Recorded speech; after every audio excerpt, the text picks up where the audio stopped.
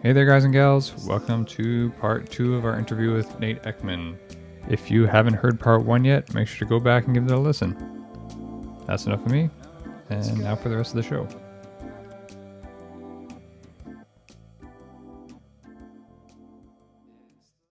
A week or two ago when we talked, you were mentioning about building a brand for good, or how you wanted to build your brand platform for good.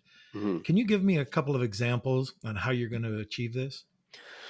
Yeah, when COVID really hit, I live in Los Angeles, and we were all terrified in quarantine. Everybody didn't know what was going on, and like there was a lot of frontline hospital workers who were working round the clock, and they were getting sick, and they didn't have good masks, and their masks were hurting them, and they didn't have even like good food delivered to them, and like they were just really overwhelmed, like the frontline staff. So we're like, well, what can we do as gamers? And it was an opportunity to collaborate with other game brands from around the world. So some of my friends here in town, and some of my friends in Sweden, and some of my friends in Japan. And how do we all not only raise awareness, but all of the proceeds of the masks that we designed together, we did this, we gave one back, and we gave two back. So we could use the capital that came in from the community to create more masks. So we were able to donate tens of thousands of masks to frontline hospital workers here in our community that would otherwise potentially get sick and not be able to help other people who are really sick. And that was like one of the beginning of like, we are a very globally connected community of gamers who can activate quickly, who can collaborate quickly, and deploy solutions rapidly. And so that was a really eye-opening thing. And I think after that, I was like, wow, we can really do cool things to help people with our brand, And we've had other opportunities now, like right now with Gamers Vote. Like there's a whole NBC broadcast going on right like tonight with. We've been able to design products that are going to be worn by hosts and talent and celebrities and streamers to help them just generate awareness and have something to talk about that's like, hey, go and register to vote. This is important. It's a part of having a voice as an individual, but being mindful together that we're all people, we're all in this together. How can we advance, categorical imperatives like having a good world and a good culture and society to raise our children in? So it's being aware of, hey, it's a lot bigger than just me being a design guy, artsy guy, like with big ideas. It's bigger than my brand. It's bigger than being an entrepreneur. It's bigger than games as an industry, as a cool eSports thing, all the buzzwords attached. Like we're humans, we're on this planet, and we need to help each other. And if we can, we should do that. We should do that. Just like that, talking about networking, it's like we can show up for our friends, but we could show up for the rest of humankind, in the ways that we can. And if we're capable, which I believe we are, we will continue to demonstrate that. What's interesting, and you must have been in awe when it first hit you how powerful your group was, like just how you could make a change. It's humbling. I'll say that first. Like it's very humbling because when you start on your little entrepreneur thing you do, it can feel isolating, and it can feel like you can be alone, and the creativity, the burden of that can be on you. And then I realized, like, the more I got out there, and I met more people, and I was like, this isn't about me at all. Like, this is about all of us. And it was kind of liberating, and that changed how I thought about it. And being able to say to my staff, my teammates, like, you guys, we have a platform, our own brand. This is our voice. This is not a rule book in front of a committee. Like, we are all people here together, and we can speak up together. Like, we can encourage each other. We can lead by example, not just theorizing or sitting around, with conjecture. It's like, no, we can do this. And then once you start leading with example, your teammates know, like, okay, we have confidence. We have the confidence that we're going to be supported. We have the confidence that we're going to be heard. and we can take that as a team now, and we can go and help other people. Like, that's very real. And in this day and age, in this culture, and in this pandemic climate that we are all experiencing together, like, it would be irresponsible of us to not embrace that, you know? Yeah, and just imagine what it does for your corporate culture as well. Just getting everybody on board. I mean, it's a feel good for everybody. Yeah, I'd say I try to have a culture of, like, I don't care if you're the CEO or you're the intern, like, everybody's a person, everybody's got passion and capacity for thinking, capacity for critical thought, and, like, we are all a team. That's really important to our ability to succeed, so enabling people to believe that that's true and then validate it with our actions, I think, has encouraged them to have more confidence together and as individuals, and things that makes us far more effective together. Right. So, is your fashion brand influenced by any outside influences? Yeah, I mean, I'd say growing up as a kid, skateboarding, playing video games, surfing, like, being from Southern California, action sports, surf skate culture is a very heavy influence. I think is still in the work.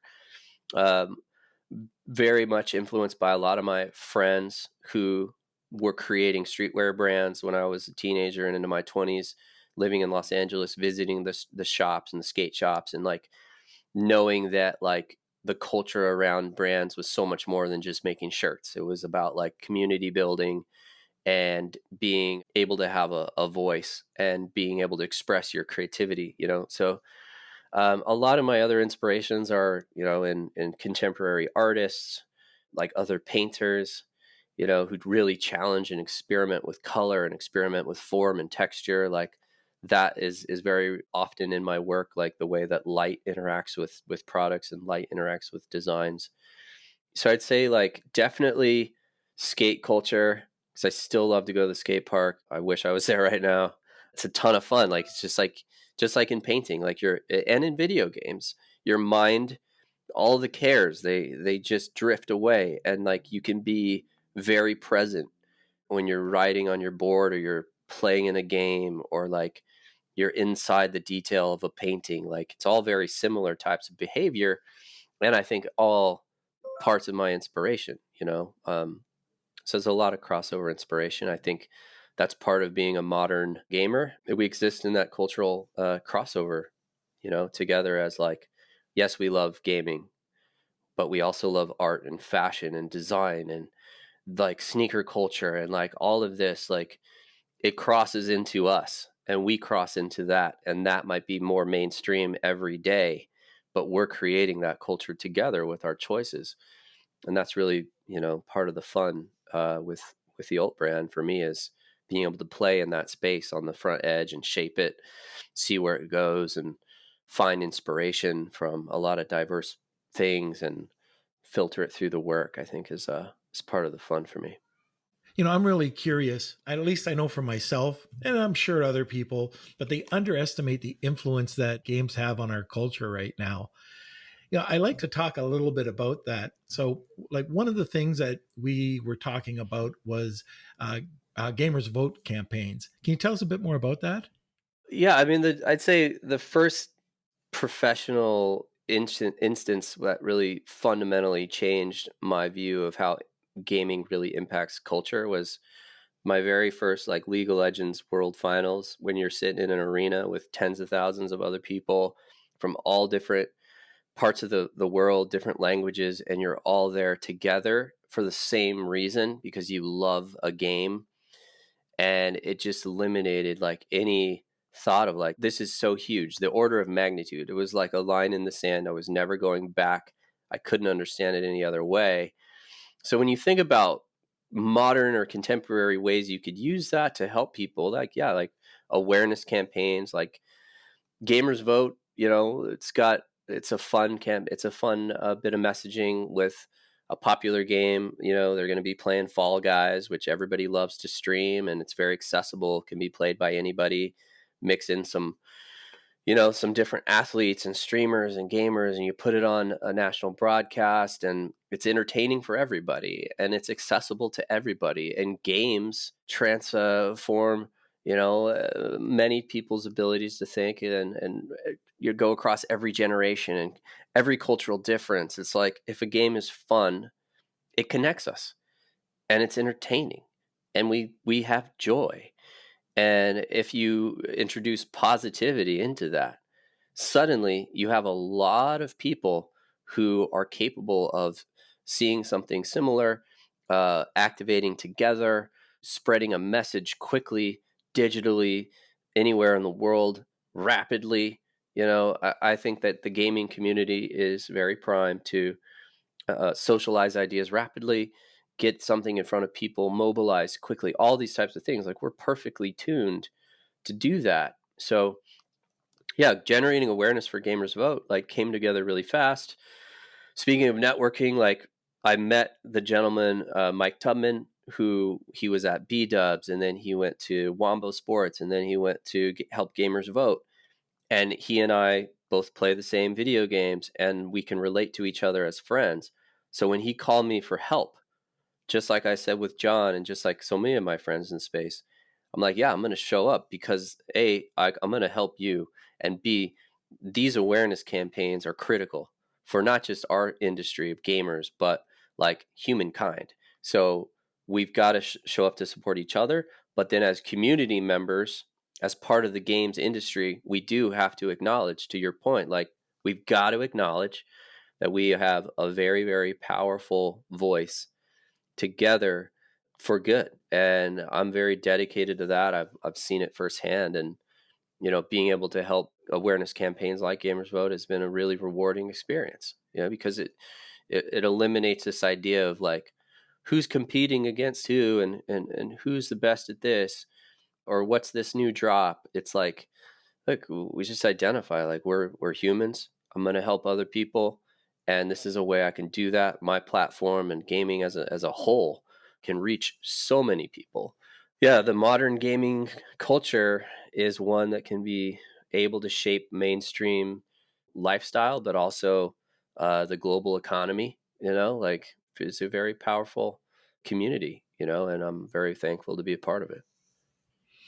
I remember many years ago, before the beard grew in, it was maybe stubble at the time. I had Pong, and you probably weren't even near being born. But anyways, I remember, it had in Montreal, it had a community actually back then where people would go around. Quebec was the only place that I remember where you could actually tie in and be in a community with other Pongers at the time. The first video game that I ever saw. I never saw it when I came to Ontario, which is another province in Canada, but I saw it in Quebec. But when you said sitting in an arena with 10,000 people, that's crazy. Well, I mean, the arenas Korea fill multiples of that, but yeah, it is a life-changing experience where you're like, okay, if you ever doubted it before, and that was the first of many. Like, some of my favorite experiences is being in a big stadium, people from all around the world. We're all there for the same reason, to have fun and love games together. It's powerful, and I think the equivalent of that for the mainstream industry is like, oh, gaming is a $1 billion industry, multiples of $1 billion industry, and all this. And it's like, well, it's that way because people are really passionate and they come together, just like Pong back in the day. It's like, it just takes like one person to love something, and then that begins to grow and building community. And now, we have tools, digital tools and streaming tools and online tools to connect us faster and in larger groups and get the message out to more people, very quickly. So it's just kind of a natural evolution that, like, gaming as a whole can influence culture in a very, very dramatic way. And I honestly, that's one of the pieces that I love about it the most is, we get to participate in that. We get to have a voice in that. We get to meet other people and challenge each other to like really take that seriously. That work has a lot of impact, and so yeah, I'd say that's a huge part of what we do every day. I feel like there's very few things that we have right now that can connect, like not only like people with common interests, but also across like generations. Hmm. I mean, even I find being able to relate to some of my students, like I teach music, but if you do a Fortnite dance on screen with them, like they instantly like connect into you, and you can share that with them. And I imagine that would be the same with being in an arena. Like you can have people from all different backgrounds, all different age groups, all are as much into the same thing. And I feel like maybe outside of sport, there's very few things that we have in society that can tie us together that way. Yeah. Um, Yeah, I think gaming is such a quick way to relate to somebody, and especially when you're in. We were talking about How I Met John. It's like you're in these rooms with lots of people, and it's like the one unifying metric is you love games, and that becomes the common ground. That becomes the thing that transcends, like you said, age, demographic, any economic background, anything that differentiates people from one another. Like gaming is that common connection. So we build from that one point. That's kind of the core of our whole community. Is like we all can acknowledge that like we all have a shared passion, and we all have this identity that we share from in game to reality, and the crossover between all these things together. And yeah, it's quite a beautiful thing, man. Like the stories that I share with my son from games that I grew up playing, that he can now play and share his stories with me. That's just such awesome stuff, and I've made all of my greatest friends that I have the benefit of knowing in life, like through a mutual love of video games. And, I'm very grateful for that.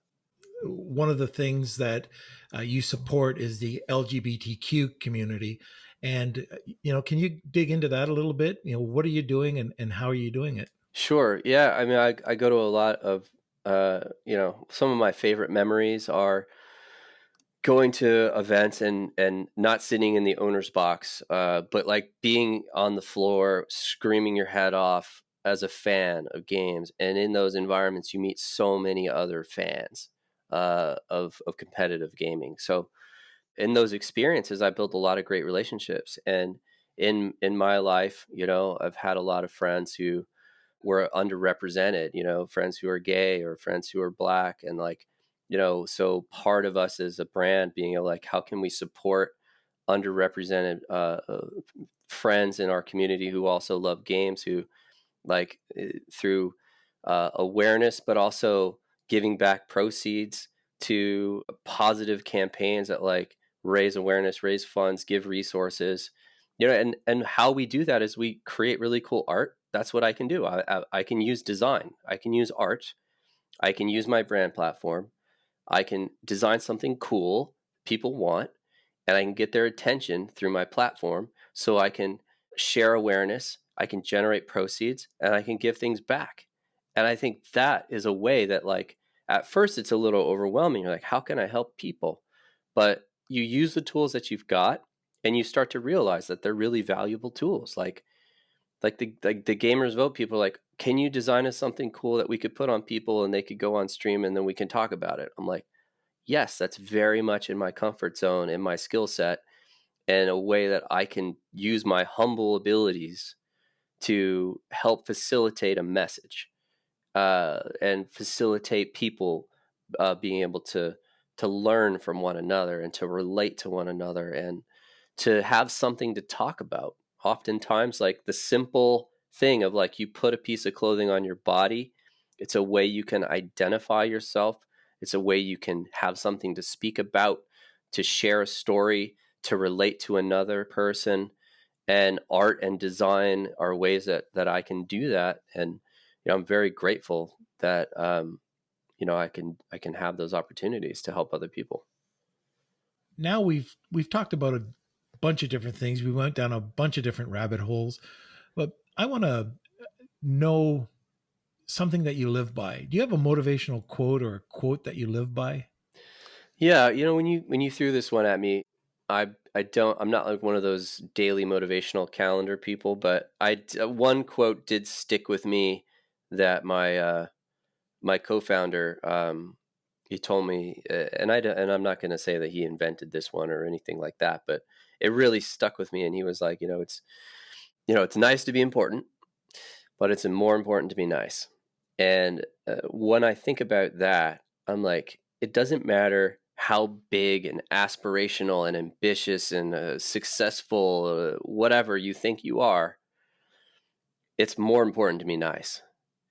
And you could always go up and be like, I'm this big hot shot on stage and all this kinds of stuff, but or a designer this or whatever, but it's like, just be a nice person. And I think being a nice person has qualities of like humility, being grounded, being relatable, approachable, like we talked about, and so it's something I think like really resonates with me because of its simplicity of like, everybody wants to have the big ego and feel important, right? But far more important than that is just being a nice person. And some of the most gratifying messages that I get now are from like younger people who got, like, I helped give them their first shot, just like somebody gave me my first shot in the space in gaming. I can do that for younger people. We've hired a lot of kids straight out of school, and like they've gone on to have amazing careers, and I'm so proud of them. And they send me these messages like, you remember like 4 years ago you gave me a shot, and this is like, you encouraged me. And I'm like, I love that. I love that. And it makes me realize that I can do something positive, and just being nice to people, no matter how busy you are, always helps. It always makes a difference. And so that's why, yeah, it's nice to be important, but it's more important to be nice. We all know those people that, think they're bigger than they are. And yeah, don't have to, don't, like you said about the magnets, right? You'll attract people that, that have the same sort of personalities. They always seem to attract. And if it's polar opposite, then that's fine. Stay opposite. Right. Yeah, it's a big world. And, Yeah. I think you got to be humble. You got to be grounded. You got to be like, you know, if the one thing I can do, it's free, right? Just be nice.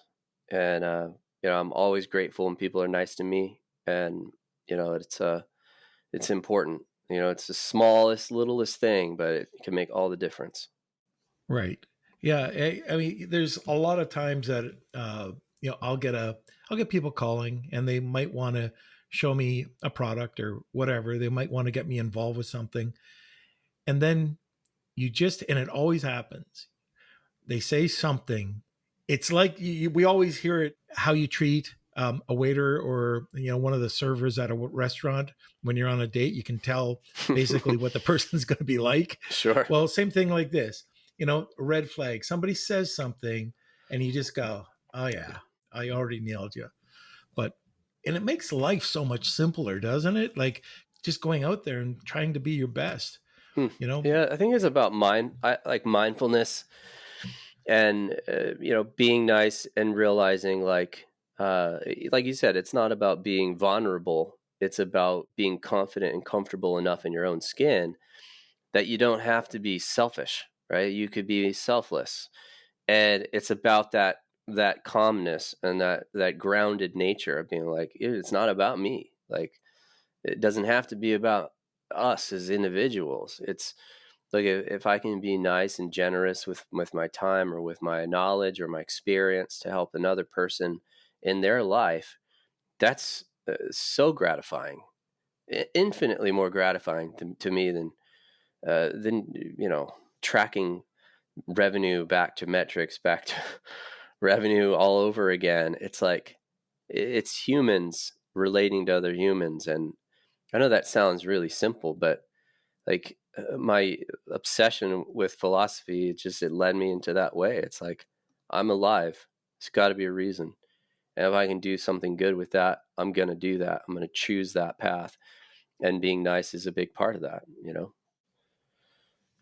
No, that's great. I mean, there's a lot of business people that come on. There is a lot of different people that come on to this podcast, and fortunately, I get to meet them, and they've all been really great individuals, including yourself. I mean, you're the type of person that, I mean, it's just great. Everything you've been talking about on this podcast, Well, I'm thank sitting you. here going, oh my God, you know, I thought all those long pauses were like awkward, silent. No, I'm just kidding. yeah, no, not at all. You're very generous with that. I appreciate that. Yeah, no, I appreciate you just being so candid and transparent. That's thank you. So now I find that my son, what did he say? He was a big fan of one of the guys that you follow. And Hayden, you want to just talk about that? I love the fact that you mentioned Haruki Murakami Oh yeah, in our emails. He's definitely As soon moved as me. really? the name came up, Yeah. he's just, oh my God. Yeah, I'm a huge fan. Well, I'll have Yeah. you know, Hayden, my goal, I'm going to read his entire catalog, his entire life's work, back to back to back to back to back. It's difficult for me to interject any other novelist or book or memoir, anything. Like, I'm so completely obsessed with Murakami's work. It's like, I relate to it. It inspires me. It's in my paintings now. It's like in my dreams. Like, he is a special author, and I am so blessed. One of my friends in games many years ago suggested I read one of his books. That was probably 8-9 years ago. And I have not stopped reading Haruki Murakami's work. I've got a stack on my shelf, and I send them to my friends now. If I finish one, I send one to a friend, and I'm like, I finish one, I send it to another friend, and I got a stack by my bed that I just can't stop reading his work. Hayden? What do you love about it? For me, I kind of consider him like a great mental painter. I feel like the aesthetic that he can get across in his writing, I can see everything so clearly. And even if it's really bizarre, it's still very clear in my mind. But it's not necessarily super descriptive. It's the choice of words and maybe actions over describing every little detail I find in him. And then along with, I feel like he's someone who's always trying to get at some deeper truths Mm-hmm. and like sliding them Yeah, in the background. It's just so masterful. he has this special way of the stories. I'm like, I want to say, you got to read like 200 pages before it gets strange, right? And by the time it gets strange, he's taking you with him where it starts painfully ordinary, like so ordinary, like almost like awkwardly ordinary, and it's just like over time the character goes on this whole experience, and you just like, by the time it is so permanently strange, there's no looking back, and it's just reality, and it's just reality now, and like you forget what is real and what is not, and you stop caring. You're just fully in it with them, and I just love it. And now I get the joy of like these conversations where it's like, yeah, dude, I love Murakami, and like I should some of my paintings now are of those, some of his characters, and because you see them so clearly in your mind, and you're like, I need to paint that. Like I want to experience that in a new way. Like, He's actually inspired some of my compositions too. Like, very cool. I think it was Norwegian Wood. Mm-hmm. That novel really hit me hard and definitely like sent me down this weird creative path Yeah. afterwards. I'm curious actually, like, do you have any standouts maybe for our listeners, like any that Yeah, you'd recommend? the Wind Up Bird Chronicle, that was the first one I read, and that's then my favorite. 1Q84, the like epic, like 1,000 pager, like that one I love. But most recently, Killing Commendator is about a painter. So being a painter myself, like I just like totally obsessed over his descriptions of painting and the significance of it, and just completely otherworldly experience that book goes on. has kind of transformed my thinking about painting and my belief in what painting can offer me as a creative person. Like it's a good book when it like changes your life, when it like changes how you think about yourself. It's really cool. So Hayden, Yes. your dad's Father. birthday's coming up. So is your son's. I gotta send you guys Oh, both yeah. books. I'll send you both Yeah. Murakami books. There we How about go. that? Oh, Okay. let's start a book club. Man, we've gone down so many different avenues.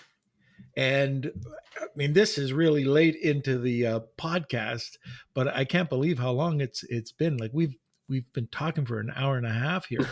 But let's go down. Like one of the reasons why I created this podcast is I wanted to talk to really interesting people, and successful or not, or just in between. But I wanted to know about struggles.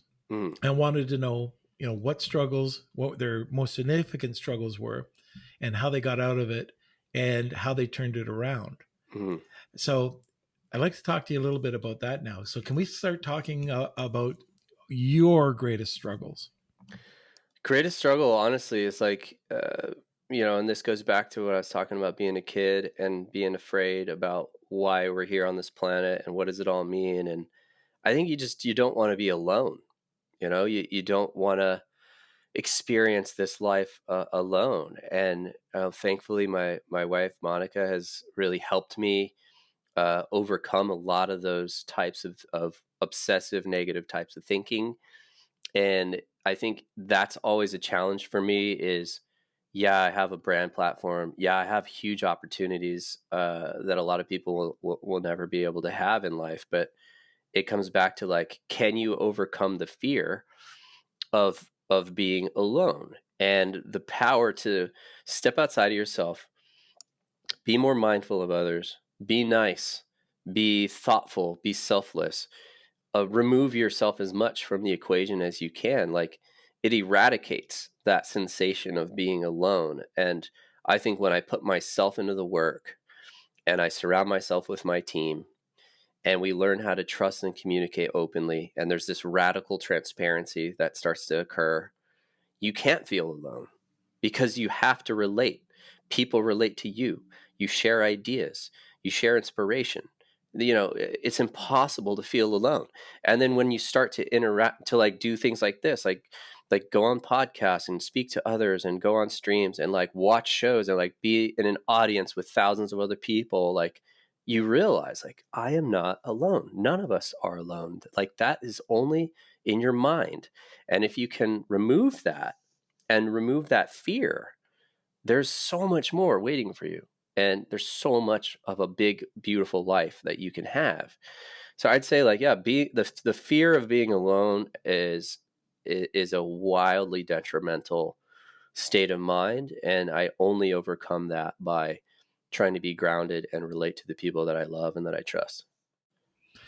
How long did it take you to get around that fear of being alone? How old am I now? Oh man, I'm not gonna say it goes away. I'm aware of it, Yeah. and I have tools. So it's a lifestyle now. It's like reading Murakami, playing video games, spending time with my kids, like being open with my staff. Like those are all lifestyle choices that help me combat the negative things, the fear, and the idea of being alone. So I'd say like I've not eradicated it entirely. I've just learned how to have the right skills to address it. But I'd say like the dark period, when you're 20, 25, like you're really grappling with what does this all mean? What am I doing about it? Like you feel alone a lot of those steps along the way, and overcoming that is absolutely a something that takes pure daily dedication. It's an absolute lifelong thing that you have to be very, very diligent about. So yeah, but I'd say early formative years, adolescence on, like yeah, it's a scary thing to think you are alone in this universe, and that's not true. It's just not true. We're not alone in this universe at all. So very glad I was able to be encouraged to overcome that. So let's talk a bit about the other side. What about your successes? What's been your greatest success? My kids, yeah, hands down, creating life, seeing that life grow, seeing these young people be so full of joy, and knowing they're going to have a good life. They're going to be kind people. They're going to work hard. They're going to be unafraid to share their voice with other people. They can be leaders. That's far and away the greatest success I will ever achieve, period.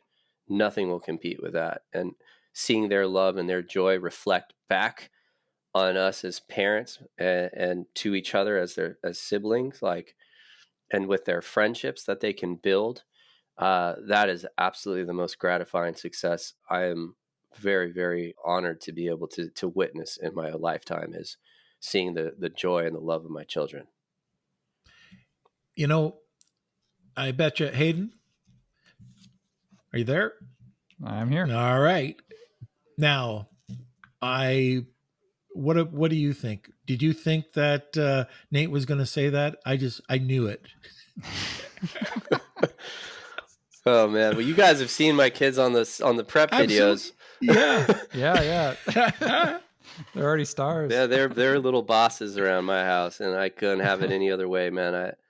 I'm grateful that I get to be around them as much as I can. And quarantine has done one amazing thing for my existence, is like I get to see them. I don't have to travel, commute, sit in meetings as much. Like, I get to see them. I get to make them breakfast. Like, I get to read them a story at night. Like those things are priceless to me, and it helps motivate me on a whole other stratosphere of motivation that, like, I can't even articulate, so yeah. I have, the three boys, and it was really kind of cool having all three guys back at the house. Mm-hmm. They're all over 20, and you thought, that time was over. They've left the nest. But having them here for 2 or 3 months was really kind of cool. Yeah, I believe And it. then Hayden left us. Yeah. Enough of that. Oh man, here it comes out. Yeah. Oh, just imagine going back and living with your dad, right? So, and he, what the funny part was? I had him trapped. He works with me. So, all right, Hayden, what are we doing tonight? 9:00 hey, you got a second? Yeah. Well, that's had cool, to get man. out of the house. I mean, I gotta say, like, a big part of like, John called me and he was like, "Hey, do you want to be on this podcast?" And I was like, "John, what do you ask him?" And he's like, it's this cool. It's like this father-son thing. I was like, "Yeah, I don't even have to, like, just, yeah, that sounds awesome." Like, and obviously you guys sent me the work, and it's great work, and I'm stoked to be here, and I'm a big fan of what you're doing. But I'm like, I just think it's super cool. Like, I love being able to do stuff with my son. And if I'm getting older, my wife will always tell him, like, you can live here with us forever, right? And he's 7. He's like, "Yeah, mommy, I'm gonna live here with you forever." And I'm like, she's serious about that. Like, you could absolutely stay here forever with us, and we'd be very happy about it. No, I think it's cool. I'm happy to see you guys doing cool collaborative stuff like this, and it's been really fun to get to know you a little bit better. And I'll tell you this too: the gentleman that I'm going to invite on the show, very similar to myself, like, industry leader, gamer, but a dad, a super gamer dad, and our kids have a lot of fun playing together, and that gives us both a lot of joy, and it's a ton of fun to see. So I think you'll get a kick out of him too. And his name is Guy too, so he'll go with, "I know this guy." I know this guy. His name is Guy. He's one of my best buddies, so I think he'll get a kick out of it. And I told him the selling point too. I was like, "Dude, it's a rat. It's like a father-son thing. You totally get a kick out of it." So it'll be fun. So who is Guy? So Guy Costantini, brilliant guy. My goodness. So I met him through his time at Riot during League of Legends. he was like super powerful executive dude. But he's also just such a rad, grounded, like crazy intellectual, but a total like fun, goofy, just like awesome personality. And we just, like John Davidson and I, like we just completely became friends. And he's gone on to be I would be very curious to how he would answer this question about success, but I'll say he went on to work with some of the biggest AAA game of the year level publishers in his day, and still even now, like he's pushing the envelope of VR. He's done mobile, he's done PC, he's done just a myriad of AAA tier 1 types of work, and he's probably not going to talk about it, so I might as well just say the dude is very successful, very impressive. But the most impressive part of him too is he's just a really good friend. He's a very humble guy. He's a ton of fun. He's super smart, but he's not afraid to just listen. He's one of the best listeners I've ever met. So yeah, Guy Costantini, one of the coolest friends I ever had. So yeah. Well, I hope he doesn't listen too much, because he's got to do some talking, or I'm gonna. Hey, you get him going on stuff, man. Like, oh man, he also likes barbecue, but he's got a crazy knife that he uses. He's super funny. He's very particular, very funny, and he could tell some funny stories. So I'm sure you guys will have a blast with him. Oh, that's great. Well, I can't wait to talk to him. So once again, Nate, it's that time. I really appreciate you coming on to the podcast. We've taken up a couple hours here, and just wish you all the best. And thanks again for coming on. Oh, I had a blast, both you, and thank you so much for having me on. Big fan of what you're all doing with this, and can't wait to hear it and share it with my friends and family. So, yeah, thank you very much. I appreciated it. Really did. You're welcome.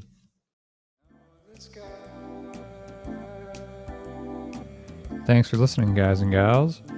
For our next episode, we're going to change gears a little bit as we have concert pianist Marcelo Brachke on, out of Sao Paulo, Brazil. Not only is he a world-class musician, but he also runs an initiative that brings music lessons to impoverished neighborhoods, and he's actually had a few of his students go on to play with him at Carnegie Hall. I know Dad and I both got a lot out of this interview, so make sure to check it out. See you next time.